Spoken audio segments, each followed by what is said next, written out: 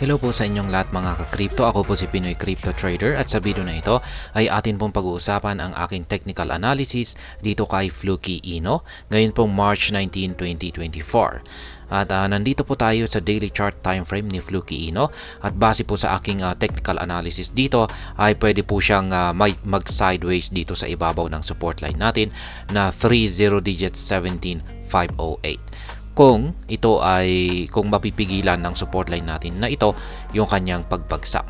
Pero kung pagsakaling nabasag po ito po ay babagsak dito sa sunod na minor support line natin dito sa 30 digits 11032.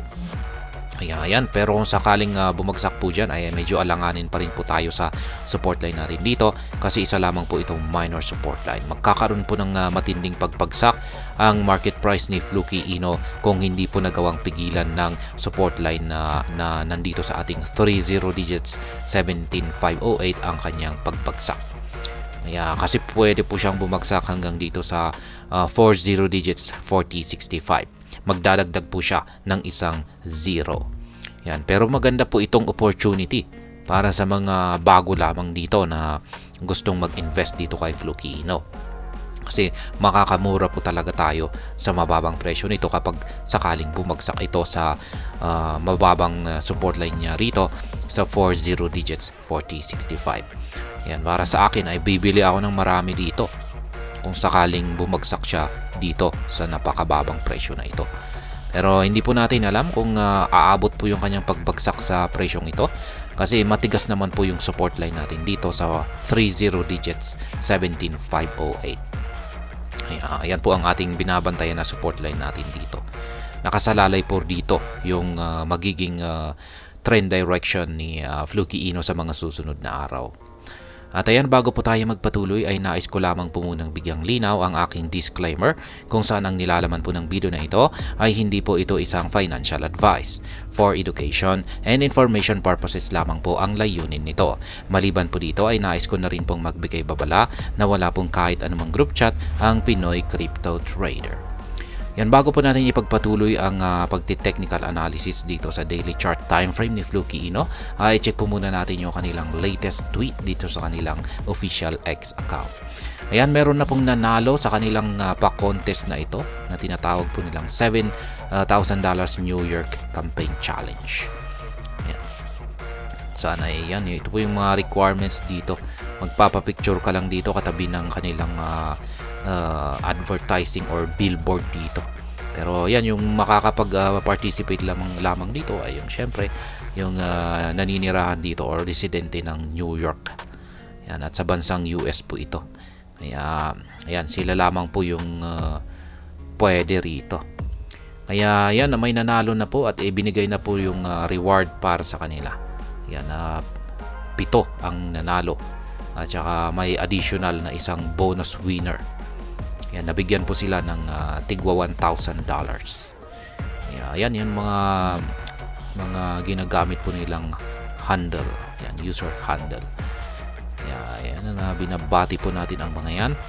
At tayo na po ay magpatuloy sa ating pagti-technical analysis dito kay Fluky Ino. At base po sa aking analysis dito sa magiging galaw ni Fluky Ino sa mga susunod na araw ay mukhang magsa-sideways po ito.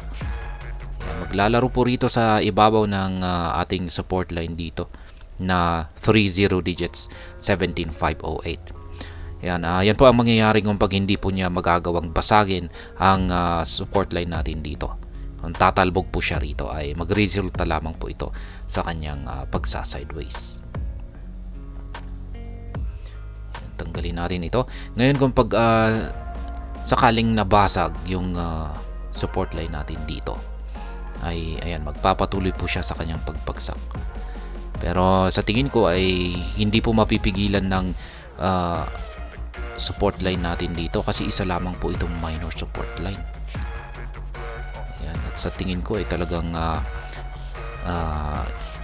posibleng magkaroon lamang po siya ng bagyang pagtalbog rito or rejection sa ating support line dito sa 11032.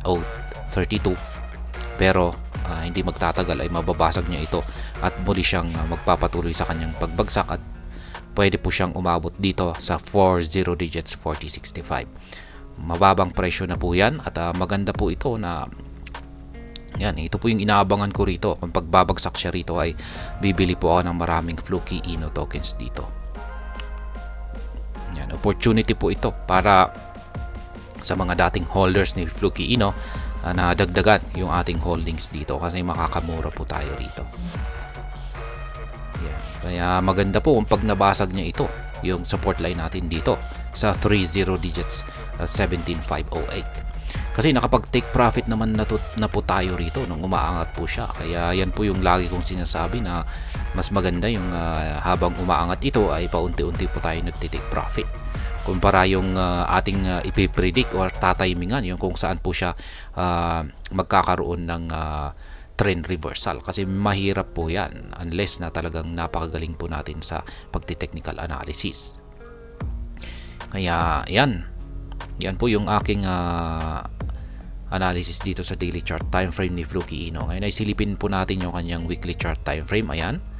Mas nakikita po natin dito na ayan, mukhang magkakaroon talaga siya ng correction dito sa 30 digits 17501. Kung pag tatalbog po siya rito ay ayan, makakabangon po siya at makaka-recover po siya at babalikan po niya ang 30 digits 31621. Pero pag hindi, ayan, babagsak po siya ng malaki hanggang dito sa 40 digits 3987. Ayan, balikan na po natin ang daily chart time frame natin kung saan ay ayan po ang aking price projection sa magiging galaw ni Fluky Ino sa mga susunod na araw. At mapapansin po natin yung ating Hall Street indicator ay nagko-curve na po siya. Mukhang bagyang nagko-curve na po siya. Nagpapakita po ito ng senyales na magpapalit na po ng trend direction itong si Fluky Ino at magiging mula po sa pagiging bullish ay magiging bearish na siya. Kung pag nabasag po talaga niya ito ay sa tingin ko dito na po talaga magpapalit ng kulay ang ating Hall Street indicator dito. Yung ating QQQE mode indicator naman dito ay nagbibigay na po ng early signal. Ayan, nabubuo na po yung kulay red na QQE bar natin dito. At sa tingin ko ay yan, sunod-sunod na kulay red na yan ang mabubuo kung pag nabasag ni Fluky Ino ang support line niya dito sa 17508. Ayan. Pero kung pag hindi naman ay ayan, magiging pantay-pantay po yan. Magiging ganito po yung kalalabasan ng itsura ng ating mga QQE bar dito kung hindi niya kayang basagin ang support line natin dito at magsa-sideways lamang po siya. Kaya yan, nakasalalay po yung magiging trend direction ni Fluky Ino dito sa ating support line dito. Yan ang kanyang interaction dito sa support line natin dito sa 30 digits 17508. Kaya ito po yung binabantayan natin. Yan yung kanyang magiging reaction dito. Kung mababasag ba ito or kung siya ay tatalbog dito. Kaya yan. At yan ang aking technical analysis update sa araw na ito para kay Fluky Ino. At hanggang dito na lamang po tayo sa video na ito mga ka-crypto. Sana po ay inyong nagustuhan ang aking paliwanag sa video na ito. Kung inyo po itong nagustuhan, pakiclick lamang po ang like button nito. Para naman po sa mga bago lamang dito, kayo po ay aking inaanyayahan para mag-subscribe. Pakiclick na rin po ang bell icon nito dahil ito po ang siya magsisilbing notification nito sa mga bago kong videos na akin pong ina-upload sa aking YouTube channel na ito. Marami pong salamat sa panonood. Ingat po tayo lagi at God bless po sa ating lahat.